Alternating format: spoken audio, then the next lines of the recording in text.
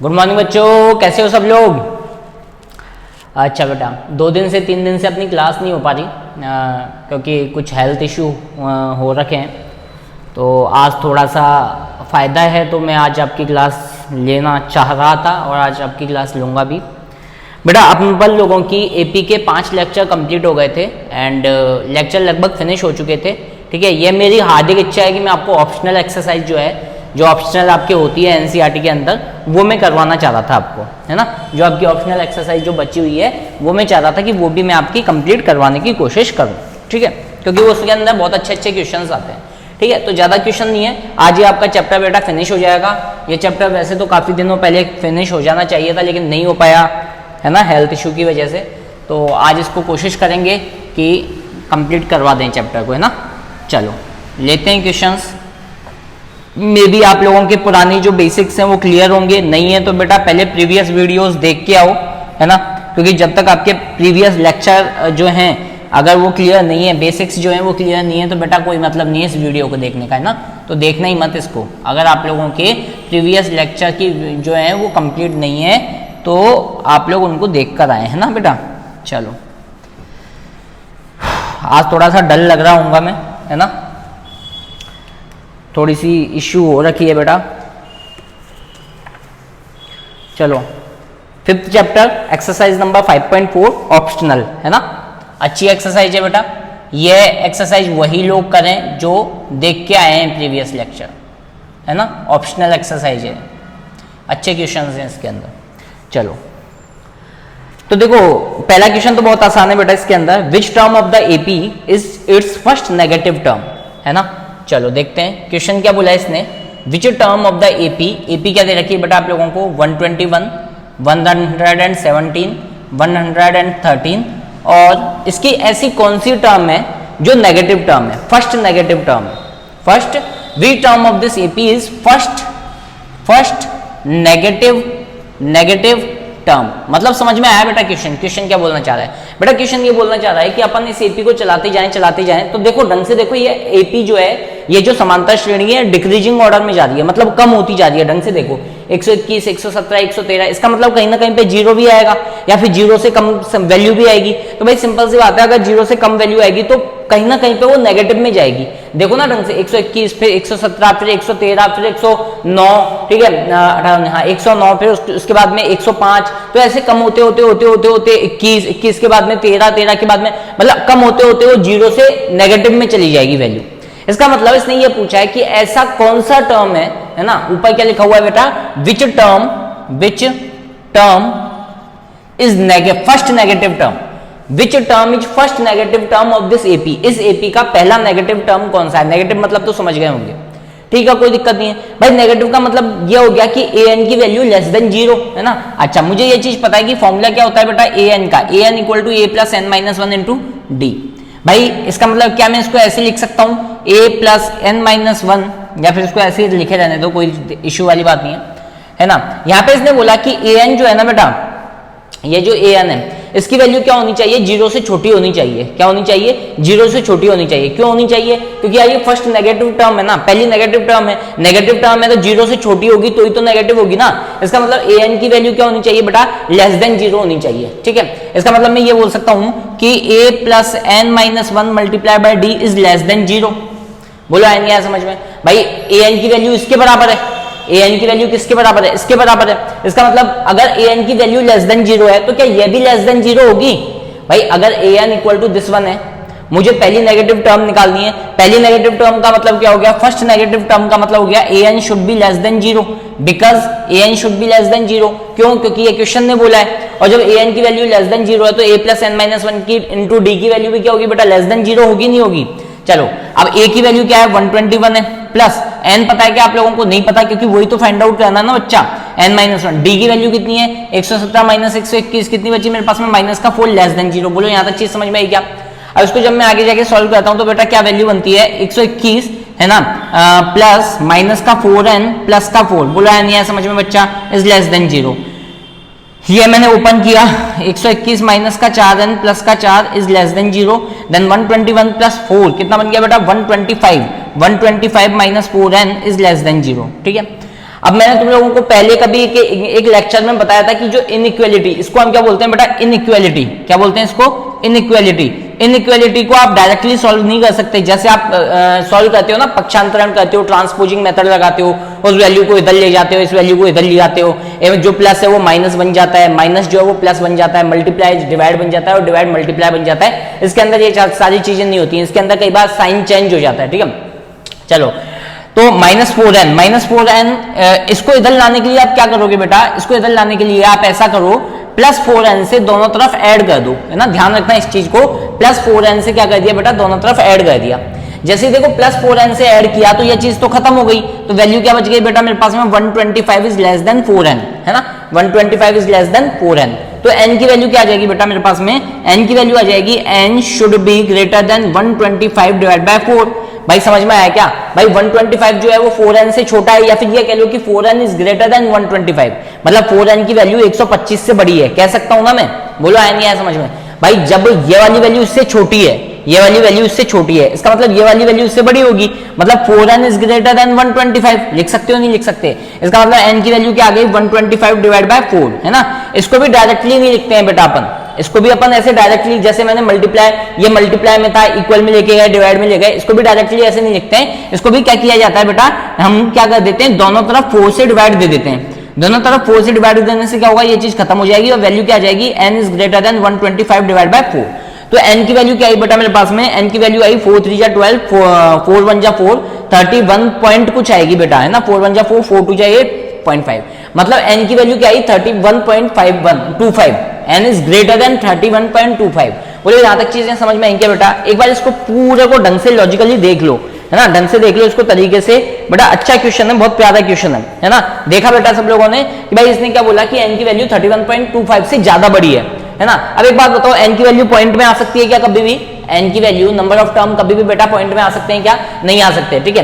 लेकिन यहाँ पे इसके बोलने का मतलब क्या है बेटा, इसके बोलने का मतलब यह है कि n इज ग्रेटर देन 31.25, इसका मतलब हुआ कि n की वैल्यू 31.25 से ज्यादा है। तो n की वैल्यू जब 31.25 से ज्यादा है मतलब क्या होनी चाहिए भाई, कितनी होनी चाहिए, 32, मतलब 32nd टर्म, 32वीं टर्म, 32वां पद ऐसा होगा वो इस एपी का पहला नेगेटिव टर्म होगा।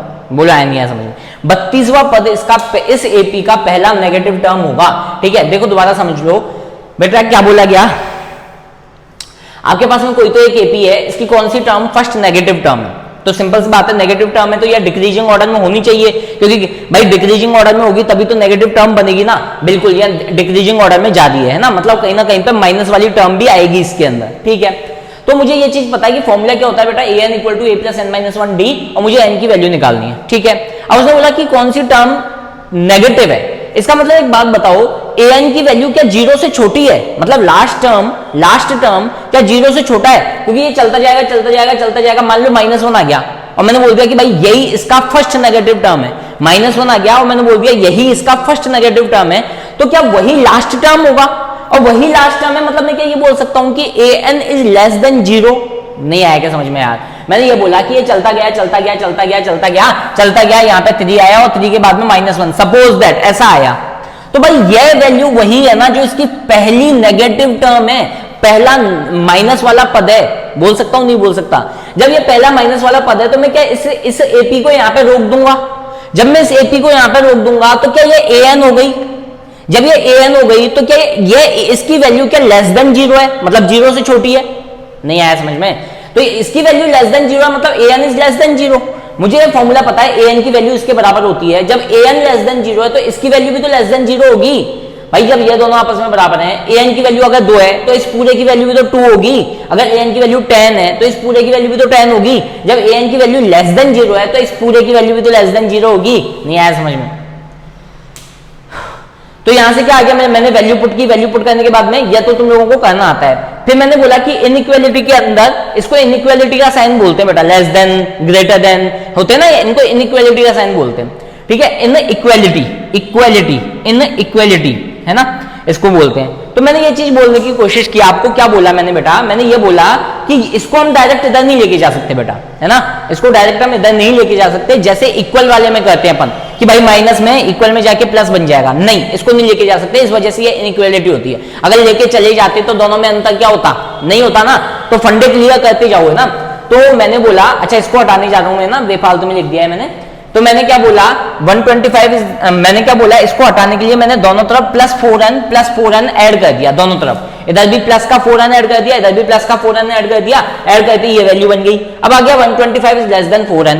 अब मैंने क्या बोला कि जब ये वैल्यू इससे छोटी है, 125 इज लेस देन, कम है ना, कम है किससे 4n से, तो क्या ये वैल्यू इससे बड़ी होगी? बिल्कुल होगी। जब कोई एक वैल्यू छोटी है तो दूसरी वैल्यू बड़ी होगी नहीं होगी? बिल्कुल होगी। तो 4n इज ग्रेटर देन 125। अब मैंने क्या बोला इसको डायरेक्टली आप इधर नहीं लेके जा सकते, आप डिवाइड करोगे, तो डिवाइड किया तो कोई दिक्कत नहीं है, n is greater than 125 divide by 4, divide किया तो n की वैल्यू 31.25 आई। क्या कभी भी पॉइंट में नंबर ऑफ टर्म आ सकता है क्या बेटा? कभी भी पॉइंट में नंबर ऑफ टर्म आ सकता है क्या? नहीं आ सकता। लेकिन उसने ये थोड़ी बोला कि n की वैल्यू 31.25 के इक्वल है, नहीं, उसने ये बोला कि n की वैल्यू 31.25 से ग्रेटर देन है, इसका मतलब उससे बड़ी है। तो 31.25 से जस्ट बड़ी वैल्यू किसकी होगी? इंटीग्रल में, इंटीग्रल में सबसे बड़ी वैल्यू क्या होगी? 32 ही होगी ना, जो नेचुरल नंबर हो। तो भाई सिंपल सी बात है, n की वैल्यू क्या आ गई अपने पास में? 32 के इक्वल आ गई। बुलाया नहीं है बेटा, समझ में? इजी क्वेश्चन है, हार्ड क्वेश्चन नहीं है बच्चा, बहुत आसान क्वेश्चन है, बस ये है कि समझने की जरूरत है। समझ में आ गया तो ये मान लो कोई दिक्कत नहीं आएगी ना, समझ में आ गया तो ये मान लो कोई दिक्कत नहीं आएगी। ठीक है, मिटाने जा रहा हूं।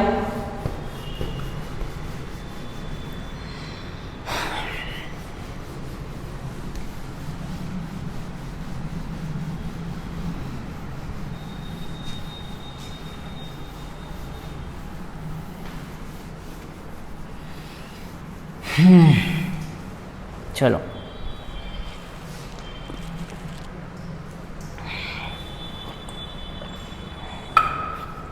देखो बेटा, क्वेश्चन नंबर सेकंड क्या है?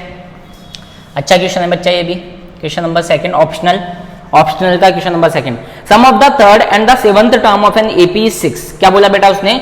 Sum of the third and seventh term, sum of the third and seventh term, मतलब थर्ड टर्म और सेवंथ टर्म का जो सम है बेटा वो कितना दे रखा है? 6 दे रखा है। बोलो कोई इशू है?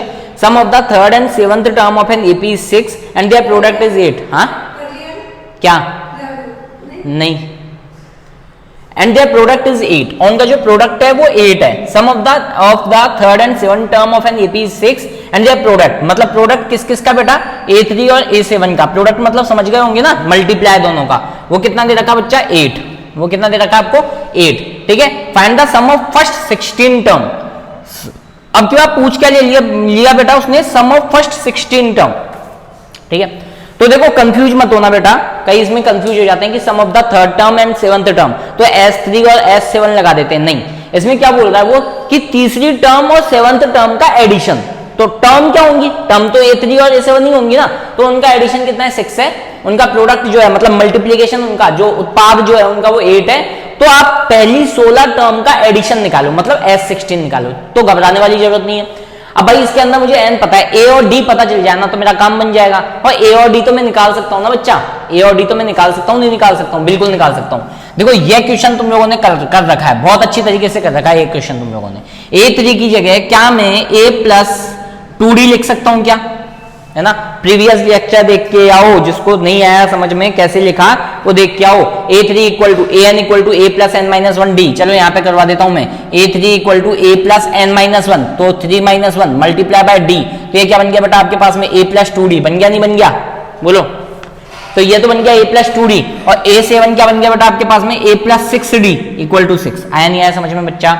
ये क्या बन गया बेटा आपके पास में? 2a, ये बन गया आपके पास में 8d इक्वल टू 6। देखो common is the best method to solve any kind of question.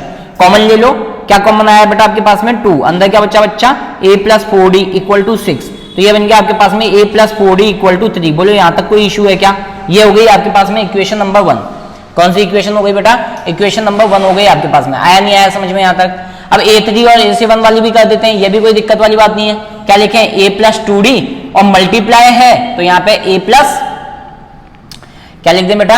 a+2d और मल्टीप्लाई है तो ये बन जाएगा a+6d इक्वल टू क्या बन गया बेटा आपके पास में? 8 बन गया। बोले यहाँ तक चीजें समझ में आई क्या? ठीक है बेटा, ये थोड़ा सा कॉम्प्लिकेटेड हो गया क्वेश्चन। तो यहाँ से क्या कर लो आप, ऐसा करो a की वैल्यू फाइंड आउट कर लो। जब अपन यहाँ से a की वैल्यू फाइंड आउट करते हैं तो क्या निकल के आएगा? a equal to 3 - 4d। ठीक है, यहाँ पे मैं क्या करता हूँ? a की वैल्यू पुट करता हूँ। मान लो suppose that's your equation number 1। Equation number 1 मान लिया इसको मैंने। ए की वैल्यू में यहाँ पे पुट करता हूँ बेटा क्या 3 माइनस 4d है ना, जहां जहां पे ए है वहां के उसके प्लेस पे आप क्या कर दो 3 माइनस 4d पुट कर दो। तो ये बन गया 3 माइनस 4d प्लस 2d, और ये बन गया बेटा 3 माइनस 4d प्लस 6d है ना। अच्छा यहाँ से एक इक्वेशन बन सकती है, चलो देखते हैं एक बार फिर भी। 3 माइनस 4d प्लस 2d क्या बचा बेटा 3 माइनस 2d बचा, बोला है नहीं है समझ में भाई। 3 माइनस 4d माइनस का 4 प्लस का 2 माइनस का 2 बचा, ठीक है। ऐसे 3 माइनस 4d प्लस का 6d क्या बचा बेटा 3 प्लस 2d बचा इक्वल टू 8 है ना। कोई ज्यादा इतना ज्यादा कॉम्प्लिकेटेड इक्वेशन नहीं है जितना लग रहा था है ना। चलो इसको अपन देखते हैं। तो ये a minus b a plus b बन गया क्या बेटा, हाँ। तो ये बन गया 9 minus 4d square equal to 8। बोलो यहाँ तक चीज समझ में आई क्या बच्चा, हाँ ठीक है। ये चीज बेटा उधर चली गई, तो ये बन गया माइनस का 4d square equal to 8 divide by 9, sorry 8 divide by 9 नहीं, क्या कर रहा हूं मैं 8 माइनस 9। तो यहां से मेरे पास क्या वैल्यू बन गई बेटा 4d square equal to minus का 1, माइनस से माइनस आपका कैंसिल आउट हो गया, तो d स्क्वायर की वैल्यू क्या आ गई बेटा 1/4 आ गई। तो d की वैल्यू जब निकालोगे तो प्लस माइनस 1/2, मतलब d की दो वैल्यू यहां से निकल के आती है बच्चा 1/2 प्लस का और 1/2 माइनस का। चलो देखेंगे वो तो कि भाई क्या आना चाहिए। वैसे देखो इस क्वेश्चन को देख के आप आंसर निकाल सकते हो, इस क्वेश्चन को देख के ही आप आंसर निकाल सकते हो। पता है कैसे, a3 प्लस a7 दो नंबर हैं, उनका एडिशन 6 होना चाहिए, तो 3 प्लस 3 मान लें, नहीं नहीं नहीं नहीं ऐसे नहीं निकलेगा। 2 प्लस 4 मान लें भाई, 2 प्लस 4 मान लें तो 6 बन गया, 2 इंटू 4 मान लें तो 8 बन गया, मतलब a3 तो 2 आएगा और a7 4 आएगा है ना। ये मतलब एक तरीके से इमेजिनेशन है कि भाई ऐसे निकाल लिया मैंने, बाकी देखेंगे क्या आएगा चलो है ना। तो बेटा d की वैल्यू तो आ गई है ना, d की वैल्यू को मैं कहीं भी पुट कर दूंगा तो a की वैल्यू आ जाएगी क्या बच्चा। d की वैल्यू को मान लो मैंने इस इक्वेशन में पुट कर दिया या इस इक्वेशन में पुट कर दिया, put d equal two plus 1/2, ठीक है, इन इक्वेशन 1। तो ये बन गया बेटा क्या a equal to 3 minus 4 multiply by 1/2। तो आपके पास में क्या वैल्यू निकल के आ गई 3 माइनस 4 इंटू 1/2 क्या आ गया बेटा 2 रह गया। तो यहां से a की वैल्यू क्या निकल के आ गई 1 निकल के आ गई है ना। ये कब आई वैल्यू, जब d की वैल्यू हाफ है। अगर मैंने d की वैल्यू को माइनस हाफ, क्योंकि माइनस हाफ भी आई है ना बच्चा मेरे पास में वैल्यू, जब मैंने d की वैल्यू को माइनस हाफ रखा तो a की वैल्यू क्या निकल के आएगी बेटा 3 माइनस 4 है ना, माइनस का 1/2। अब ढंग से समझना, ये 2 2 4 कैंसिल आउट हो गया and over minus minus plus, तो 3 प्लस 2 ये क्या बन गया बेटा 5 बन गया। तो a की वैल्यू एक तो बन गई 5, a की वैल्यू क्या बन गई बेटा एक तो 5 बन गई, और एक a की वैल्यू आई है आपके पास में 1। बोलो यहाँ तक चीजें समझ में आई नहीं आई, ठीक है। तो ठीक है बेटा, इनमें से ये वैल्यू अगर डाल के देख लो भाई, कोई अगर सॉल्यूशन निकलता है तो, अदरवाइज आपके पास में a की और d की दोनों की वैल्यू आ गई है ना, a की और d की दोनों की वैल्यू आपके पास में आ गई है। तो आप S16 निकाल लोगे ना यार। अब तो S16 कैसे निकालोगे बेटा, n/2 2a plus n minus 1 multiply bye d। तो n कितना है बच्चा आपके पास में 16 डिवाइड बाय 2, एक बार a की वैल्यू 1 मान लेता हूं मैं ना, तो 2 इंटू 1 2 हो गया, ये बन गया 15। और d की वैल्यू कितनी है बच्चा आपके पास में, d की वैल्यू है 1/2। बोलो आया नहीं आया समझ में है ना। मतलब a की वैल्यू 1 कब है, जब d की वैल्यू हाफ है। a की वैल्यू 1 कब है, जब d की वैल्यू क्या है बेटा हाफ है। तो देखो a की मैंने वैल्यू 1 मानी तो d की वैल्यू में हाफ मान रहा हूं ना, ये 8 टाइम कैंसिल आउट हो गया, तो ये बन गया 8 मल्टीप्लाई बाय, देखो ये कितनी बार कैंसिल आउट हो गया 2 7 5 है ना। तो ये बन गया कितना आपके पास में 7 7 14 15 15.5। बोलो यहाँ तक चीज समझ में आई क्या, दिखाई तो दे रहा ना बच्चा, हाँ ठीक है। यहाँ तक चीज समझ में आई क्या। इसको मैंने कैंसिल आउट किया तो 5 8 40 4 5 8 40 4 44 4 8 8 9 10 11 12 124 इसकी वैल्यू आ जाएगी, ठीक है। ये वैल्यू कब है बच्चा, ये वैल्यू तब है जब आपने a की वैल्यू को क्या माना है, जब आपने a की वैल्यू को तो 1 माना है और d की वैल्यू को क्या माना है बच्चा आप लोगों ने प्लस का हाफ माना है। बोलो यहाँ तक चीजें समझ में आई क्या, बोलो बेटा इतनी चीजें समझ में आई क्या आप लोगों को हैं। चलो एक और करें बच्चा, इसमें देख लेना कोई मिस्टेक तो नहीं है। 9.5 एक मिनट एक छोटी सी मिस्टेक हो गई यहाँ पे, ये बनेगा 7 8 9 9.5 बनेगा, ये 15.5 कहाँ से आ गया 9.5, फिर 5 8 40 4 5 45 45 और 4 49 49, सॉरी फिर मिस्टेक कर दी, क्या कर रहा हूँ मैं, 40 8 9 72 4 76 76 आंसर आएगा बेटा इसका। एक आंसर तो ये आ गया, ठीक है। चलो मिटाने जा रहा हूँ, दूसरा आंसर निकालें। यहाँ पे लिख रहा हूँ, ये दिखाई दे रहा है कि आप लोगों को दिखाई दे रहा है थोड़ा बहुत। चलो जब मैं a की वैल्यू 5 मानता हूं उस टाइम पे d की वैल्यू क्या होगी बेटा -1/2 होगी। चलो निकालें, S16 इक्वल टू n/2, तो डायरेक्टली 8 लिख दिया बेटा, 16/2 डायरेक्टली 8 लिख दिया, है ना। फिर 2a, a कितना है 5, 2a बन गया 10, 10 प्लस n-1 इंटू d, है ना। n कितना हो गया आपके पास में 15, भाई n-1 कितना हो गया 16 - 1 मतलब 15, मल्टीप्लाई बाय माइनस का 1/2। बोला है नहीं आया समझ में, क्योंकि जब आपने a की वैल्यू को 5 माना है तो d की वैल्यू क्या होगी बेटा आपके पास में माइनस का हाफ होगी। तो ये a और ये चीज क्या बन गई आपके पास में 2 7 जा 7.5, 2 7 14, हाँ ठीक है। तो अंदर क्या बच गया आपके पास में 10 माइनस 7.5, तो अंदर आपके पास में बच गया 8 मल्टीप्लाई बाय 2.5, ठीक है। तो आंसर क्या आ जाएगा बच्चा 5 8 40, 4 8 16 17 18 19 20, तो 20.0। तो एक वैल्यू तो आ जाएगी आपके पास में 20.0 और एक वैल्यू आपके पास में क्या आ जाएगी 76। दोनों ही आंसर क्या है बेटा करेक्ट है। बोलो आया नहीं आया समझ में, बोलो बेटा।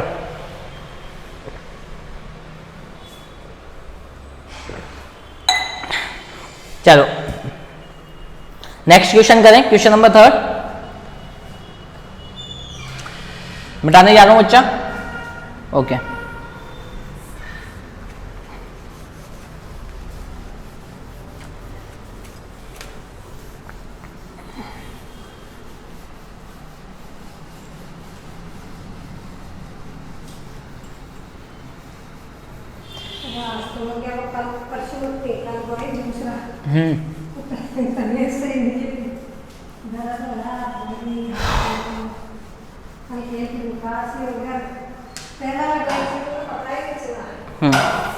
अच्छा दूसरा टीका लगवाया होगा आपने, हो जाएगा सही हो जाएगा, तो 1-2 दिन तो रहेगा। चलो क्वेश्चन नंबर 3 देखो बेटा। A ladder has runges 25 centimetre apart. एक लैडर है ना, सीढ़ी है, और सीढ़ी के अंदर कितने रंज लगे हुए हैं नहीं पता, लेकिन उसने ये बोला कि हर रंज मतलब जो डंडे लगे हुए रहते हैं ना बेटा, वो सारे के सारे रंज जो है वो 25 सेंटीमीटर की डिस्टेंस पर है। समझ में आया क्या? आपके पास में कोई लैडर है कुछ इस तरीके से, है ना, उसके अंदर रंज लगे हुए हैं, और एक रंज से दूसरे रंज के बीच की, मतलब जो सीढ़ी होती है उसके जो डंडे लगे हुए थे ना भाई, सीधी सी वो बात समझो, है ना, वो 25 सेंटीमीटर है। मतलब पहले से के बाद में जो दूसरा रंज है वो 25 सेंटीमीटर की डिस्टेंस पर है, तीसरा वाला 25 की पे, फिर चौथा वाला, मतलब समझ रहे हो ना यार, ये पहला हो गया, फिर ये दूसरा 25 सेंटीमीटर के बीच की डिस्टेंस, फिर ये तीसरा 25 सेंटीमीटर के बीच की डिस्टेंस, ऐसे कर करके देखते हैं कितने रंज लगे हुए हैं। ठीक है, rungs decrease uniformly in length 45 centimetre at the bottom to 25 centimetre at the top. जो रंज है जो वो क्या हो रहा है बेटा, डिक्रीज हो रहा है, मतलब पहला वाला जो रंज है उसकी लेंथ तो 45 सेंटीमीटर है, और जो लास्ट वाला रंज है ना बेटा उसकी जो लेंथ है वो 25 सेंटीमीटर है। बोले यहां तक चीज समझ में आई क्या? If the top and the bottom रंज आर 2.5 मीटर अपार्ट, मतलब टॉप से लेके बेटा बॉटम तक के बीच की जो डिस्टेंस है वो 2.5 मीटर है। ध्यान से रखना, ये क्या है बेटा, मीटर है, मतलब 2.5 मीटर की डिस्टेंस है। ठीक है, what is the length of the wood required for the रंज। ठीक है, तो ये जो रंज बने हुए ना इसके लिए कितनी लकड़ी की रिक्वायरमेंट होगी, क्या लेगा बोला बेटा इसने, what is the wood required to make rungs. ठीक है, मतलब ये जो रंज बने हुए हैं, है ना, ये जो रंज बने हुए हैं बेटा इसके लिए कितनी लकड़ी की रिक्वायरमेंट होगी। अब ध्यान से सुनना बेटा, उसने बोला आपके पास में कोई तो लैडर है, उस लैडर में एक से दूसरे रंज के बीच की डिस्टेंस 25 सेंटीमीटर है। पहली वाली जो रंज है वो 45 सेंटीमीटर की, और लास्ट वाली मुझे नहीं पता कौन सी रंज है लास्ट वाली, लेकिन उसकी जो लंबाई है वो 25 सेंटीमीटर है। फर्स्ट रंज से लास्ट वाले रंज के बीच की जो ओवरऑल डिस्टेंस है ना बेटा वो 2.5 मीटर है। 2.5 मीटर का मतलब क्या हो गया बेटा, कम से कम नहीं तो 2.5 मीटर का मतलब हो गया 250 सेंटीमीटर हो गया क्या बच्चा? 2.5 मीटर का मतलब 250 सेंटीमीटर हो गया क्या? देखो ना यार, 1 मीटर में 100 सेंटीमीटर, तो 2 मीटर में 200 सेंटीमीटर, और आधे मीटर में 50 सेंटीमीटर, तो ऐसे देख लो ना 250 सेंटीमीटर हो गए। तो उसने बोला कि इस रंज को बनाने में कितनी लकड़ी की जरूरत पड़ेगी। अब तुम बोलोगे सर रंज क्या, इसके सामने उसके जो रंज होते हैं उसके साथ में बांस भी तो लगे हुए रहते हैं, उसका भी वो निकालना है? नहीं, उसने केवल यही पूछा कि what is the wood required to make rungs. बोले यहां तक चीज समझ में आई? बोलो अच्छा यहां तक चीजें समझ में आई क्या? चलो देखें भाई, अगर मुझे उसने टोटल लकड़ी पूछी है, इसका मतलब सम पूछा है। अब सम निकालना कितने का है वो तो पता होना चाहिए ना भाई, मुझे एस एन निकालना है, लेकिन कितने रंज हैं वो तो पता होना चाहिए मुझे, ठीक है। चलो अगर मैं यहां से एन की वैल्यू निकालना चाहूं तो निकल सकती है क्या बेटा, देखो मुझे ये चीज पता है कि ए एन का फॉर्मूला क्या होता है, a plus n minus one multiply by d. मुझे ये चीज भी पता है कि जो लास्ट नंबर ऑफ टर्म है यही है ना भाई, पहली ये है, सेकंड ये है, थर्ड ये है, फोर्थ ये है, फिफ्थ ये है। जब लास्ट मेरे पास में ये वाली है और फर्स्ट ये वाली है, तो लास्ट वाली की जो वैल्यू है वो कितनी है, 25 है। फर्स्ट वाली की वैल्यू 45 है, प्लस एन मुझे नहीं पता। डी की वैल्यू कितनी है बेटा, डी की वैल्यू आपके पास में कितनी होगी, डी की वैल्यू आपके पास में हो जाएगी 25, क्योंकि इससे इसके बीच की डिस्टेंस 25, इससे इसके बीच की डिस्टेंस 25। बोलो चीज आई नहीं आई समझ में बच्चा, बोलो अच्छा, चीज समझ में आई नहीं आई। तो यहां से मेरे पास में डी की वैल्यू क्या आ जाएगी, 25 आ जाएगी, है ना, ध्यान से सुनना, है ना। तो यहां से मेरे पास में क्या बन गया बेटा, 25 equal to 45 plus 25 n minus 25। बोला नहीं आया समझ में, 25 एन माइनस 25 उधर जाएगा तो कितने का बन जाएगा बेटा, 50 का। बोलो -25 उधर जाएगा तो कितने का बन जाएगा, 50 का बन जाएगा क्या, सही तो कर रहा हूं ना मैं, 25 एन माइनस 25 वो बन गया 45, 50 इक्वल टू, ये तो एन की वैल्यू तो अपॉन में आ जाएगी। एक मिनट रुकना बच्चा,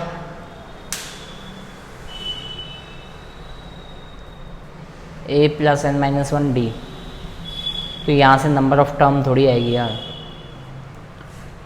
25 50 माइनस 45 5 1/5, नहीं बेटा यहाँ से नहीं निकल पाएगी ये, है ना, यहाँ से नहीं निकल पाएगी, थोड़ी सी मिस्टेक हुई, यहाँ से ये नहीं निकल पाएगी क्योंकि एन की वैल्यू पॉइंट में आएगी और एन की वैल्यू पॉइंट में डेसिमल में नहीं आ सकती है ना। इसको थोड़ा ऐसे समझो बेटा, मैं यहाँ से नंबर ऑफ रंज निकालना चाह रहा हूँ, कितना निकालना चाह रहा हूँ बेटा, मैं यहाँ से नंबर ऑफ रंज निकालना चाह रहा हूँ, कैसे निकलेगा ध्यान से समझना भाई। एक बात बताना, इसके अंदर मुझे नहीं पता कितनी नंबर ऑफ रंज हैं, लेकिन मुझे क्या ये चीज पता है कि टोटल यहां से लेके यहां तक की लेंथ जो है वो 250 है।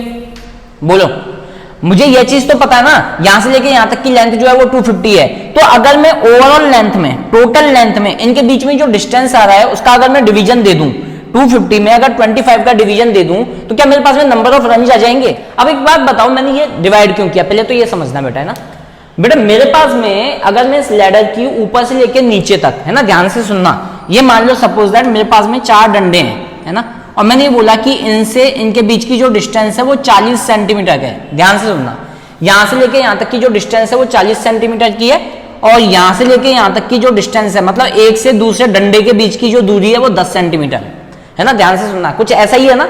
मैंने बोला यहां से लेके यहां तक के बीच की डिस्टेंस तो 40 सेंटीमीटर है, और दो डंडों के बीच की डिस्टेंस कितनी है, 10 सेंटीमीटर है।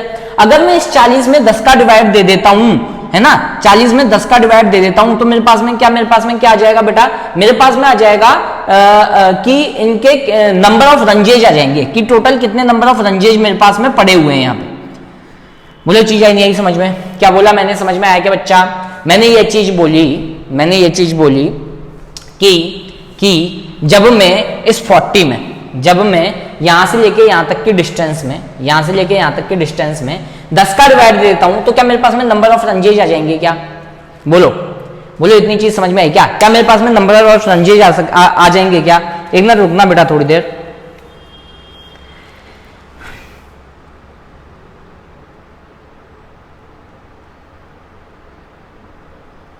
अच्छा यार 40 सेंटीमीटर तो हुआ ही नहीं ना, रुको एक मिनट, है ना, थोड़ी सी मिस्टेक हो गई यहाँ पे, दोबारा समझो इस चीज को। मैंने ये चीज बोली बेटा, कि आपके पास में ऐसे कुछ करके 10 20 30 और ये 40। अब ध्यान से सुनना, मैंने ये बोला कि इन दो डंडों के बीच की डिस्टेंस 10 सेंटीमीटर है, और फर्स्ट और लास्ट वाले डंडे के बीच डिस्टेंस जो है बेटा वो 40 सेंटीमीटर है ना। मतलब यहां से लेके यहां तक की डिस्टेंस तो 40 सेंटीमीटर है, और पहले जो दो है ना उनके बीच की डिस्टेंस कितनी है, 10 सेंटीमीटर है। तो क्या मैं नंबर ऑफ स्टिक यहां से निकाल सकता हूं, या नंबर ऑफ रंज यहां से निकाल सकता हूं। कैसे निकालूंगा बेटा, इस 40 में 10 का डिवाइड दे दूं, 40 में 10 का डिवाइड दे दूं, तो क्या आया मेरे पास में 4, मतलब नंबर ऑफ रंज कितने होने चाहिए, 4। तो देखो है कितने यहाँ पे, 1 2 3 4 5, लेकिन है तो 5। इसका मतलब क्या हुआ कि जब भी आप नंबर ऑफ रंजेस निकालोगे तो चीज क्या करोगे, 40/4 +1 करोगे, हमेशा +1 करते हुए चलोगे। अब तुमने सर +1 किया क्यों, क्योंकि आप जो इसके अंदर से जब ये डिवाइड कर रहे हो ना भाई, इस 40 में जब आपने 10 का डिवाइड किया ना, तो आपके पास में नंबर ऑफ गैप आ रहे हैं, डंडे नहीं आ रहे, क्या आ रहे हैं, नंबर ऑफ गैप आ रहे हैं, स्टिक नहीं आ रही है या रंज नहीं आ रहे हैं, गैप आ रहे हैं। देखो टोटल कितने गैप आए यहाँ पे, 1 गैप, फिर 2 गैप, फिर 3 गैप और फिर 4 गैप आए। ये जो 4 आए ना, जब इसमें आपने डिवाइड किया तो आपके पास में क्या है, 4 नंबर ऑफ गैप आए। +1 क्यों किया, क्योंकि आपने नीचे वाला डंडा काउंट नहीं किया है ना। तो जब भी आप ऐसे निकालोगे तो +1 करोगे। क्यों करोगे +1, क्योंकि आप जब इसमें डिवाइड दे रहे हो तो नंबर ऑफ गैप आते हैं, कभी भी वो नहीं आता है, क्या नहीं आता है बेटा, कभी भी इसके अंदर नंबर ऑफ रंज की क्वांटिटी नहीं आती है ना। अगर उसमें +1 कर दोगे तो आपके पास में क्या आ जाएंगे, नंबर ऑफ रंजेज आ जाएंगे। तो ये चीज क्या बन गई, 10 + 1 मतलब बन गया 11। मतलब टोटल नंबर ऑफ रंजेज कितने आ गए बेटा आपके पास में, 11 आ गए। बोलो आया नहीं आया समझ में, मतलब डंडों की संख्या, जो स्टिक है, जो डंडे हैं, वो कितने आ गए बेटा, 11 आ गए आपके पास में। मतलब ऐसे करते करते कितने हैं आपके पास में स्टिक, 11 स्टिक हैं। बोलो यहां तक चीज समझ में आई क्या बच्चा, ठीक है। अब मतलब मेरे पास में आ गई n की वैल्यू, किसकी वैल्यू आ गई बच्चा मेरे पास में, n की वैल्यू। उसने बोला what is the wood required, है ना। इसका मतलब मुझे पूछा गया क्या है बेटा, S11 पूछा है क्या, क्योंकि कितनी वुड की रिक्वायरमेंट होगी, मतलब ये वाली प्लस ये वाली प्लस ये वाली प्लस ये वाली प्लस ऐसे करते करते S11 निकालना है। S11 इक्वल टू क्या होगा, n/2, है ना। क्या इसमें मैं a + l लगा दूं क्या, या a + an लगा दूं क्या, बोलो कोई दिक्कत है नहीं है, क्योंकि मुझे फर्स्ट और लास्ट टर्म तो पता है ना भाई। तो यहाँ पे मेरे पास में क्या आ गया बच्चा, 11/2, a की वैल्यू मेरे पास में कितनी आ गई 45, an की वैल्यू कितनी आ गई मेरे पास में 25, क्योंकि a तो ये जी फर्स्ट टर्म तो, और ये जी लास्ट टर्म। तो वैल्यू क्या निकल के आई यहाँ पे, 11/2 मल्टीप्लाई बाय 40 50 60 70 70। तो यहाँ से वैल्यू क्या निकल के आती है बच्चा, 11 मल्टीप्लाई बाय 35, 11 × 5 = 35, 11 × 3 = 33, 4 × 35 = 36। मतलब 365 सेंटीमीटर लकड़ी की मुझे क्या पड़ेगी बेटा, जरूरत पड़ेगी। बोला है नहीं आया समझ में, 365 सेंटीमीटर लकड़ी की मेरे को क्या पड़ेगी बेटा, आवश्यकता पड़ेगी। एक बार मल्टीप्लाई करके देख लो, 11 × 5 = 35, 3 × 3, ठीक है सही है। बोला है क्या समझ में बच्चा, बोलो बेटा समझ में आया क्या, बोलो। चलो मिटाने जा रहा हूं बेटा, मैंने ऑन तो कर दी थी ना वीडियो यार, ठीक है कर रखिए ऑन। चलो मिटा दूं, 1 2 3 4।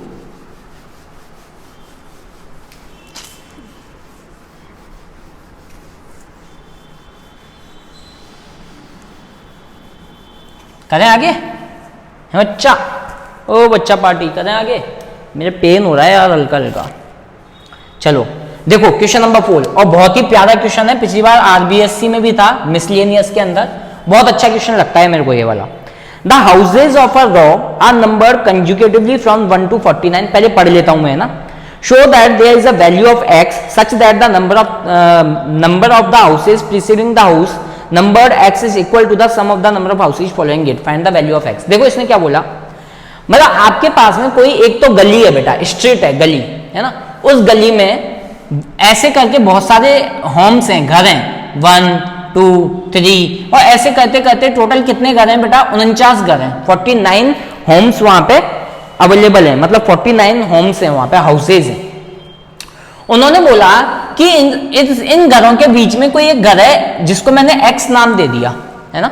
उन्होंने क्या बोला बेटा क्वेश्चन में, उन घरों के बीच में कोई एक घर है, मुझे नहीं पता वो 13वें नंबर का भी हो सकता है, 14वें नंबर का भी हो सकता है, 35th नंबर का भी हो सकता है, 36th नंबर का भी हो सकता है।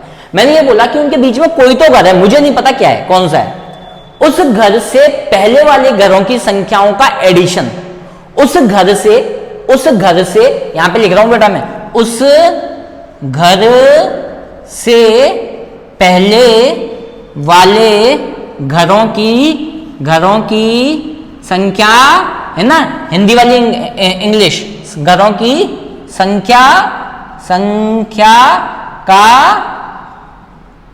सम, है ना, बराबर बाद वाले घरों की संख्या का सम, बाद वाले घरों की संख्या या नंबर का सम।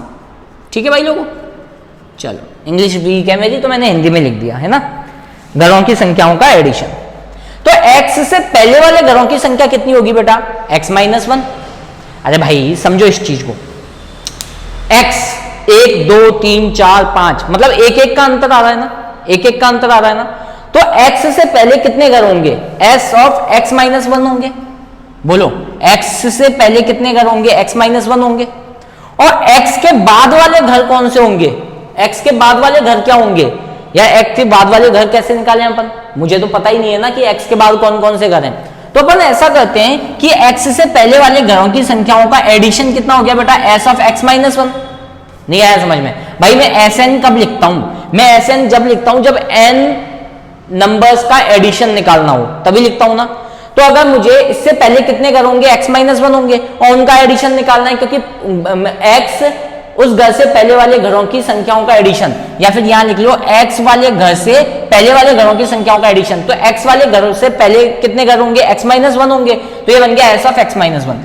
ये इक्वल है बेटा किसके, x के बाद वाले घर। अब x के बाद वाले घर कैसे निकालोगे, अगर मैं टोटल घरों में से, कितनों में से बेटा, टोटल हाउसेज में से, टोटल हाउसेज कितने हैं 49, इनमें से अगर मैं x वाले घरों को माइनस कर देता हूं, ध्यान से सुनना, इन पूरे में से मैं अगर x वाले घरों की संख्याओं को माइनस कर देता हूं तो क्या मेरे पास में ये वाले घर आ जाएंगे क्या, नहीं आया समझ में, ये 1 2 3 4 और ये बन गया 49 dot dot dot dot.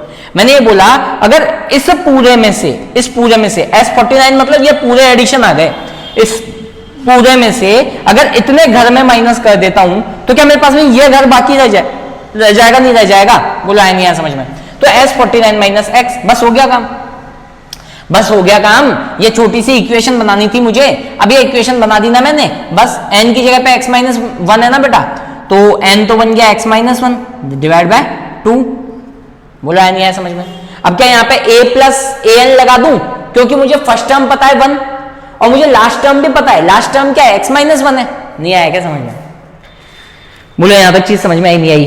First term क्या है बेटा मेरे पास में, फर्स्ट टर्म मेरे पास में 1 है और लास्ट टर्म क्या है x माइनस वन है भाई, क्योंकि इसके अंदर एक एक का ही तो अंतर है, तो last term x minus one होगी इसके अंदर, क्योंकि मैं x माइनस वन घरों की संख्याओं का एडिशन निकाल रहा हूं। नहीं आया समझ में भाई, Sn का मतलब क्या होता है, फॉर्मूला बताया था ना, n/2 a प्लस an, तो n तो नंबर ऑफ टर्म हो गई, a फर्स्ट टर्म हो गई और an लास्ट टर्म हो गई, तो इसके अंदर तो last term x minus one ही होगी ना। नहीं आया समझ में, क्योंकि लास्ट टर्म ये इसलिए हुई, क्योंकि लास्ट टर्म की वैल्यू ये वाली इसलिए हुई क्योंकि इसके अंदर अंतर एक एक एक का ही है। देखो 1 2 3, अगर ऐसे समझो मैंने एक एपी बनाई 1 2 3 और ये चलती गई कहां तक, 35 तक, 35 तक, भाई इसके अंदर तो यही आया ना लास्ट टर्म 35 ही, मतलब एक्चुअल में ये इसका S35 लास्ट टर्म है और A35 भी इसका लास्ट टर्म है। नहीं आया समझ में, इसको A35 भी बोलेंगे और यहाँ पे n की वैल्यू भी 35 है, आया नहीं आया समझ में भाई, A35 की वैल्यू भी 35 है और n की वैल्यू भी यहाँ पे 35 है, क्योंकि डिफरेंस ही 1 1 का है। नहीं आया क्या समझ में, बोलो। तो मैंने इस तरीके से इसको लिख दिया, समझ में आया क्या, तो ये हो गया खत्म। यहाँ पे इक्वल टू S49 मतलब n/2 और a plus l, a plus an, तो a तो हो गया 1 और an कितना होगा, an 49 होगा, बोला है नहीं आया समझ में, क्योंकि भाई इसके अंदर भी वही चीज लागू होती है जो उसके अंदर हुई, माइनस sx, तो x/2 और यहाँ पे अगर मैं a की बात करूं तो a तो हो गया 1 और लास्ट टर्म कौन सी होगी बेटा इसके अंदर, x होगी। चलो कर लें इसको सॉल्व, ये बन गया आपके पास में x minus one divide by 2 और ये चीज क्या बन गई 1 प्लस x माइनस वन, तो ये बन गया x इक्वल टू ये बन गई 49 डिवाइड बाय 2 मल्टीप्लाई बाय 50 है ना, minus x into x plus one divide by 2, सही है क्या, बोलो। अब इन सबका इसका अगर मैं इसको देखूं तो ये क्या बन गया बेटा x into x minus one divide by 2, इसको देखता हूं तो ये बन गया 49 मल्टीप्लाई बाय 50 डिवाइड बाय 2, या फिर इसका तो सीधा सीधा एलसीएम ले लो ना, कितना आया एलसीएम 2 आया, तो ये चीज क्या बन गई 49 multiply by 50 minus x into x plus one, देखो 2 से 2 खत्म हो गया है ना, इसलिए मैंने मल्टीप्लाई नहीं किया था इसको।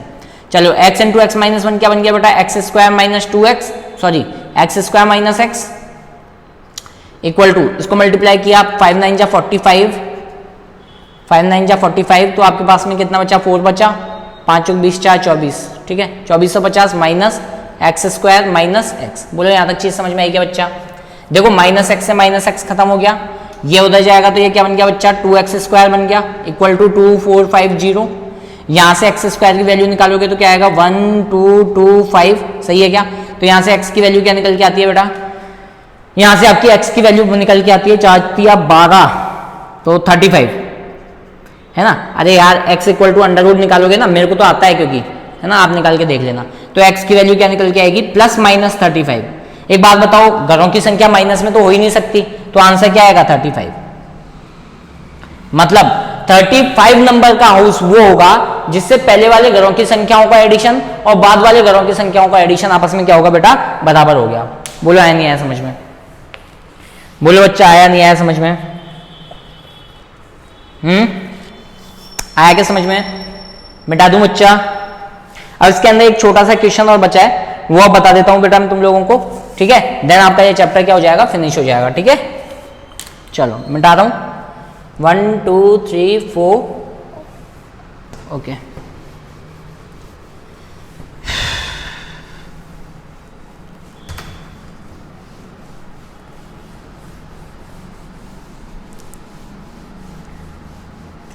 ये क्वेश्चन भी अच्छा है आपका बहुत।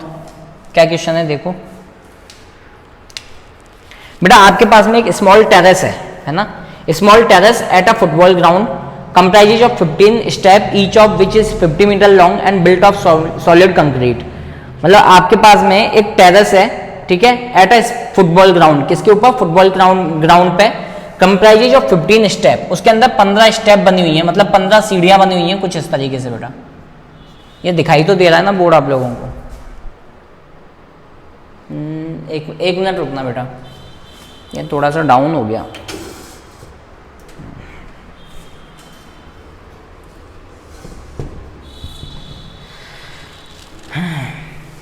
ठीक है, चलो ऐसे करके टोटल कितने स्टेप हैं बेटा? 15 स्टेप है ना? टोटल 15 स्टेप हैं, सारे नहीं बना रहा हूँ, है ना, समझ जाना। ऐसे करके टोटल कितने स्टेप हैं? 15 स्टेप हैं बेटा टोटल, ऐसे, ठीक। अब उसने क्या बोला? Each step has a rise 1.1/4 metre. मतलब हर स्टेप कितना ऊंचा है बेटा? 1/4 मीटर ऊंचा है, ठीक है। एंड ट्रेड ऑफ ½ मीटर, और ये जो है ना बेटा, ये जो चौड़ाई है इसकी, ये कितनी है? ½ मीटर है। मतलब ये वाली जो चौड़ाई है ½ मीटर है बेटा, है ना? समझ में आ गया होगा? मतलब हर स्टेप 1.1/4 मीटर तो ऊंचा है और ½ मीटर जो है वो उसकी चौड़ाई है, ठीक है। चलो calculate the total number of concrete required to build the terrace. आपको क्या निकालना है?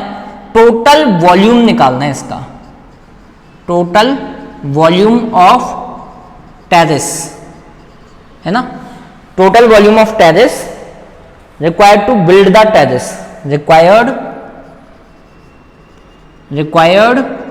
टू बिल्ड द टेरेस, है ना? टोटल नंबर ऑफ वॉल्यूम निकालना है, required to build the terrace. Total 15 step हैं और 50 मीटर लॉन्ग है ना? 15 मीटर लॉन्ग है। इसको भी मैं थोड़ा सा ढंग से बना देता हूँ बेटा। अब इसको ढंग से कैसे बनाऊँ? चलो इसका 3D व्यू बना देता हूँ मैं, वैसे तो बना हुआ है।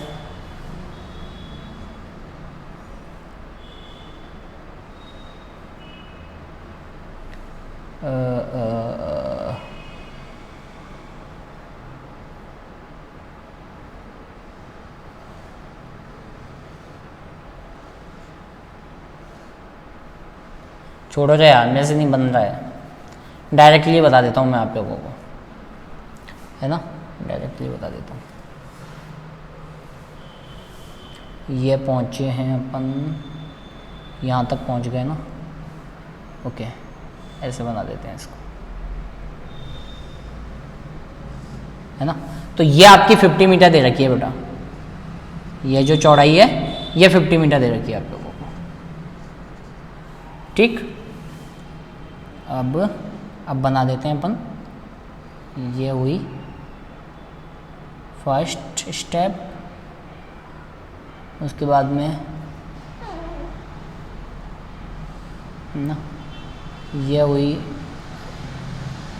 वाली हुई आपकी सेकंड स्टेप, ये वाली हुई आपकी थर्ड स्टेप,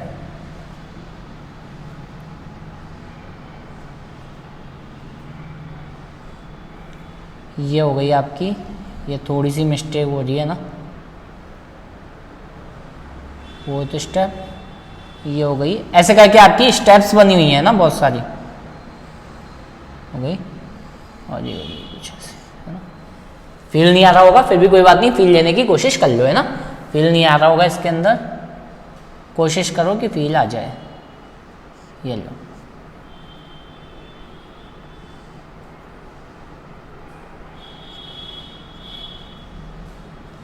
ठीक भाई लोगों, ऐसे करके कुछ स्टेप दी हुई हैं। और ये टोटल कितनी स्टेप है बेटा? 15 स्टेप है total, which is 50 metre long. जो कितनी मीटर लॉन्ग है बेटा? 15 मीटर लॉन्ग है। ठीक है, चलो अब ढंग से समझना बेटा। बेटा ऐसे कुछ स्टेप है आपकी, ये पहली स्टेप, फिर दूसरी स्टेप, फिर तीसरी स्टेप। अब मुझे ये चीज पता है कि उसने टोटल नंबर ऑफ वॉल्यूम पूछा है। क्या पूछा बेटा? उसने टोटल नंबर ऑफ वॉल्यूम पूछा है। तो वॉल्यूम अगर आपको निकालना है तो कोई दिक्कत नहीं है, एक सीढ़ी का मैं वो निकाल लेता हूं। क्या कि एक सीढ़ी को बनाने के लिए, एक स्टेयर को बनाने के लिए टोटल कितनी नंबर ऑफ, मतलब कितनी कंक्रीट की रिक्वायरमेंट पड़ी है ना। तो कंक्रीट की कितनी रिक्वायरमेंट पड़ी, तो मुझे ये चीज पता है। क्या पता है मुझे बेटा? कि वॉल्यूम ऑफ क्यूबॉइड क्या होता है। मुझे ये चीज पता है कि वॉल्यूम ऑफ क्यूबॉइड क्या होता है बेटा? वॉल्यूम ऑफ क्यूबॉइड जो होता है वो L into b into h होता है ना। तो वॉल्यूम ऑफ क्यूबॉइड, भाई एक बात बताना, ये एक तरीके से क्यूबॉइड ही है ना भाई? नहीं समझ में आया? ये एक तरीके से क्या है? क्यूबॉइड ही है, नहीं है? ये जो सीढ़ी है ये एक तरीके से क्यूबॉइड ही होती है, नहीं होती है? जो आपकी स्टेयर है वो क्या है? एक तरीके से वो एक तरीके से आपकी क्यूबॉइड है। बोलो है नहीं आया समझ में? हाँ, वो एक तरीके से क्यूबॉइड ही है ना। अब मैंने ये बोला मान लो सपोज दैट, कैसे बताऊं, ऐसे ही समझ लो आप। मान लो आप है ना, ये आपका ग्राउंड है ये। अब यहां से मैं यहां पे चढ़ा, तो पहली सीढ़ी चढ़ा, तो इसका अगर आपको वॉल्यूम निकालना है तो कैसे निकालोगे आप? कैसे निकालोगे? H मल्टीप्लाई बाय L है ना, मल्टीप्लाई बाय, देखो ये हाइट हो गई, ये हाइट आए H हो गया, multiply by L multiply by B है ना। तो L इंटू बी तो ये हो गया, L इंटू बी तो ये हो गया। या फिर ऐसे समझ लो कि मान लो सपोज दैट ये आपकी सीढ़ी है, पहली सीढ़ी, ये ग्राउंड है। अब इसके अंदर देखो ये तो हो गई L, ये हो गई B मल्टीप्लाई बाय H, वही वॉल्यूम होता है ना। तो अगर मैं ये बोलूं कि वॉल्यूम ऑफ फर्स्ट स्टेयर क्या होगा बेटा? वॉल्यूम ऑफ फर्स्ट स्टेयर होगा L into b into h है ना। बोलो नहीं आया समझ में? वॉल्यूम ऑफ फर्स्ट स्टेयर क्या होगा बेटा? L into b into h. तो L तो कितना है बेटा आप लोगों का? ढंग से देखो कि L हो गया आपका 50 मीटर है ना, L हो गया आपका 50 मीटर है ना। बोलो चीज नहीं है समझ में? L हो गया आपका 50 मीटर, और हाइट कितनी हो गई बेटा? सॉरी, विड्थ कितनी हो गई? हाफ मीटर है ना। चौड़ाई कितनी हो गई आपकी? पहली सीढ़ी की चौड़ाई जो हो गई वो हो गई half metre, multiply by height कितनी है बेटा? 1/4 है। हाइट कितनी है? 1/4 है। देखो ना यार तुम लोग, इसको यहाँ पे ऐसे मिला दो, देखो इसको ऐसे मिला दो है ना, मिला दिया। अब देखो बेटा इसकी जो लेंथ है भाई, ये लंबाई और ये वाली लंबाई तो सेम होगी ना। फील आ रहा है नहीं आ रहा है भाई? ये वाली लंबाई और ये जो मतलब मैंने जो बॉटम बनाया, ये बॉटम है मेरा, मैं पहली स्टेयर चढ़ना चाहता हूँ, ये मेरा बॉटम है, है ना। मैंने ये बोल दिया कि इसका जो बेस है वो 50 मीटर का बना हुआ है। मैं पहले यो चढ़ा, मेरी पहली स्टेयर चढ़ी बनाई मैंने। ये जो मैंने पहली स्टेयर बनाई इसकी हाइट कितनी है? 1/4 मीटर है। यदि पहली स्टेयर जो मैं चढ़ा ये 1/4 मीटर है, सही है गलत है? और इसकी जो चौड़ाई है, इसकी मतलब ये कहां तक जा रही है? यहां तक जा रही है, तो ये कितनी है? 1/2 मीटर है। लेकिन यार लंबाई तो इसकी हमेशा सेम रहने वाली है ना, 50। लंबाई तो ये पूरी रहने वाली है ना 50 मीटर। नहीं आया समझ में? तो मैंने वॉल्यूम ऑफ फर्स्ट स्टेयर बना दिया। वॉल्यूम ऑफ फर्स्ट स्टेयर क्या निकल के आया मेरे पास में? पहले मैंने 4 से काटा इसको, 4 1 जा 4, तो ये चीज बन जाएगी 1, या फिर 4 से मत काटो आप, 2 से काट दो। पहले 2 से काटा 25, तो मेरे पास में पहली स्टेयर का जो वॉल्यूम निकल के आया वो कितना निकल के आया? 25/4 इक्वल टू 6.24 सॉरी चार्जिंग 24 बचा 1 6.25 मीटर क्यूब। ये वॉल्यूम ऑफ फर्स्ट स्टेयर आया मेरा। कौन सा आया बेटा? वॉल्यूम ऑफ फर्स्ट स्टेयर आया। ऐसे ही क्या मैं वॉल्यूम ऑफ सेकंड स्टेयर निकाल सकता हूं? वॉल्यूम ऑफ सेकंड स्टेयर निकाल सकता हूं क्या बेटा? ऐसे ही में चलो निकालते हैं। अब ध्यान से सुनना, वॉल्यूम ऑफ सेकंड स्टेयर भी निकलेगा तो L into b into h से ही है। भाई लंबाई में कोई चेंज आएगा क्या? इसकी लेंथ में कोई चेंज आएगा क्या? नहीं, इसकी लेंथ में कोई चेंज नहीं आएगा। तो लेंथ तो अभी भी कितनी रहनी है बेटा? 50 रहनी है, मल्टीप्लाई बाय क्या इसकी हाइट में चेंज आएगा?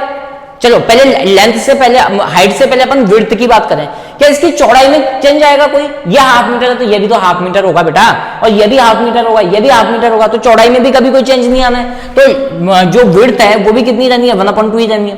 चलो अगर मैं हाइट की बात करूं तो क्या हाइट में चेंज आएगा? बिल्कुल हाइट में चेंज आएगा, क्योंकि देखो पहले आपने कौन सा रेक्टेंगल लिया था? ये वाला रेक्टेंगल लिया था, ये वाला है ना, ये वाला रेक्टेंगल लिया था, है ना। अभी ये 3D व्यू नहीं बता पा रहा हूं मैं, लेकिन अब की बार कौन सा रेक्टेंगल ले रहे हो आप? क्यूबॉइड, सॉरी, अब की बार कौन सा ले रहे हो? ये वाला। मतलब हाइट आपकी कौन सी हो चुकी है? अब ये वाली हो चुकी है हाइट। नहीं आएगा समझ में?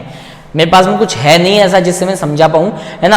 अब की बार हाइट कौन सी हो चुकी है बेटा? अब की बार हाइट हो चुकी है ये वाली बड़ी वाली। तो हाइट टोटल कितनी हो गई? 1/4 तो पहली और 1/4 बाद में, तो टोटल हाइट कितनी हो गई? 1/4 कितनी हो गई? हाफ हो गई। मतलब हाइट अब की बार कितनी हो चुकी है? हाफ हो चुकी है। ठीक है, ये कैंसिल आउट हो गया कितनी बार? 25 टाइम। और जब आप इसको कैंसिल आउट करोगे तो 2 1 जा 2, 2 2 जा 4, तो 12.5 मतलब 12.5 आ गया। बोलो आया नहीं आया समझ में? ठीक है, तो देखो यहां से चीज क्या बनी आप लोगों के पास में? 2 एकम 2, 2 दूनी 4, 5 10। ठीक है, तो यहां से मेरे पास में एक एपी बन जाती है। क्या बन जाती है बेटा? पहले आया 6.25, फिर उसके बाद में आया 12.5, फिर उसके बाद में कोई वैल्यू आएगी, मुझे नहीं पता कितनी आएगी, और उसने टोटल बोला कि टोटल कितनी स्टेयर है बेटा? 15 स्टेयर है। मतलब A15 तक की वैल्यू अपने को निकालनी है। तो एपी तो बनी गई ना, अब तो कोई दिक्कत ही नहीं है। अब यहां से मैं S15 निकाल सकता हूं क्या?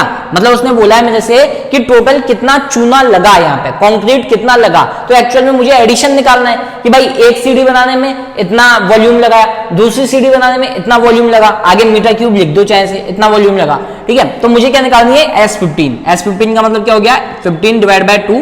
क्या मैं A प्लस AN लगा सकता हूं? नहीं, क्योंकि मेरे पास में लास्ट टर्म नहीं है, तो मैं 2A प्लस N-1D लगाता हूं।